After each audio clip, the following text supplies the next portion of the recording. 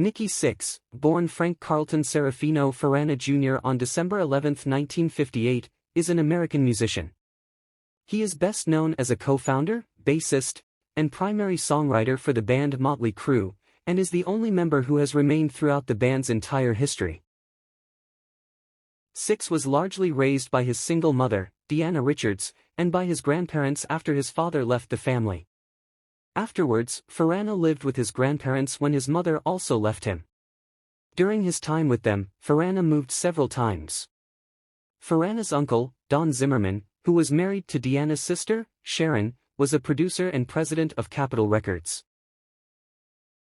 Farana grew up listening to music from Deep Purple, Harry Nilsson, The Beatles, The Rolling Stones, Elton John, Queen, and Black Sabbath.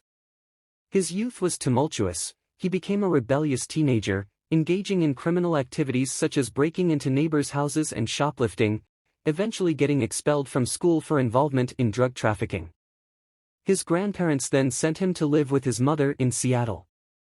There, Farana stayed briefly and began learning to play bass guitar, purchasing his first instrument with money earned from selling stolen guitars. At the age of 17, Farana moved to Los Angeles and worked hard at various jobs like in a liquor store and selling vacuum cleaners over the phone while attending band auditions. He then joined the band's sister led by Blackie Lawless after responding to an ad in the recycler for a bass player. However, after recording a demo, Farana and his bandmate Lizzie Gray were fired from Sister. After parting ways with Sister, Farana and Gray formed the band London in 1978. During this period, Farana officially changed his name to Nikki Sixx.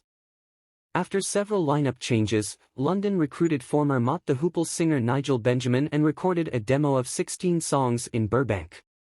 However, after Benjamin's departure and London's failure to find a replacement, Sixx left the band. In 1981, Sixx and drummer Tommy Lee founded Mötley Crüe. They later recruited guitarist Mick Mars through an ad in a local newspaper, along with singer Vince Neil, who knew Lee from school. The band independently released their debut album, Too Fast for Love, in November 1981 under their own label, Leather Records. After signing with Elektra Records, they reissued the same album. Success came with the album Shout at the Devil, propelling the band to national fame. Throughout the 1980s, they released 3 more albums, Theater of Pain in 1985, Girls, Girls, Girls in 1987, and Dr. Feelgood in 1989, which became their most successful album. During his time with Mötley Crüe, Sixx fell into heroin addiction. On December 23, 1987, he overdosed on heroin and was reported to have experienced clinical death for 2 minutes before paramedics successfully revived him with 2 syringes full of adrenaline. Sixx became controversial due to an incident at a Mötley Crüe concert at the Greensboro Coliseum complex on October 30, 1997. During the event, he used racial epithets while directing the audience to physically attack a black security guard who had repeatedly assaulted a female fan. In May 2001, Sixx addressed the incident and stated that he had apologized to the victim of the incident. In 1999, Tommy Lee left the band to form Methods of Mayhem. He was replaced by former Ozzy Osbourne drummer, Randy Castillo. Afterward, the group took a hiatus before reuniting in 2004, when Sixx admitted to being sober. In a 2001 autobiography titled The Dirt, the band was marketed as the world's most famous rock band. In 2006, Mötley Crüe completed a reunion tour featuring all 4 original members, and later embarked on a co-headlining tour with Aerosmith known as The Route of All Evil. On June 24, 2008, Mötley Crüe released their 9th studio album, Saints of Los Angeles, where Sixx was credited as a writer or co-writer on all songs. In September 2007, Sixx released a book titled The Heroin Diaries, A Year in the Life of a Shattered Rock Star, which contains his journal entries from 1986 and 1987, when his heroin addiction reached its most dangerous point. Co-written with British journalist Ian Gittins, the book provides a contemporary perspective from bandmates, friends, former lovers, business associates, and family members as they respond to specific parts of the journal. Launched on February 8, 2010, Sixx Sense with Nikki Sixx airs Monday through Friday from 7 p.m. to midnight local time on rock alternative music stations. Each night, host Nikki Sixx discusses music and lifestyle topics while providing insights to listeners about the world and mindset of a rock star behind the scenes. The Side Show with Nikki Sixx is an original weekend program lasting 2 hours.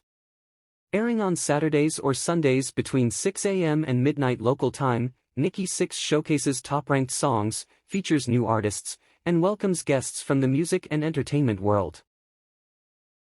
In his early years in the music industry, Sixx was involved in various colorful romantic relationships. However, in 1989, he married American actress and model, Brandy Brandt. Their marriage brought a new spotlight to Sixx's personal life, but the relationship didn't last long. After 9 years, the couple officially divorced in 1996.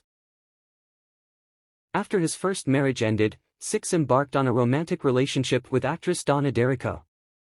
The couple married in 1996 and had 2 children together.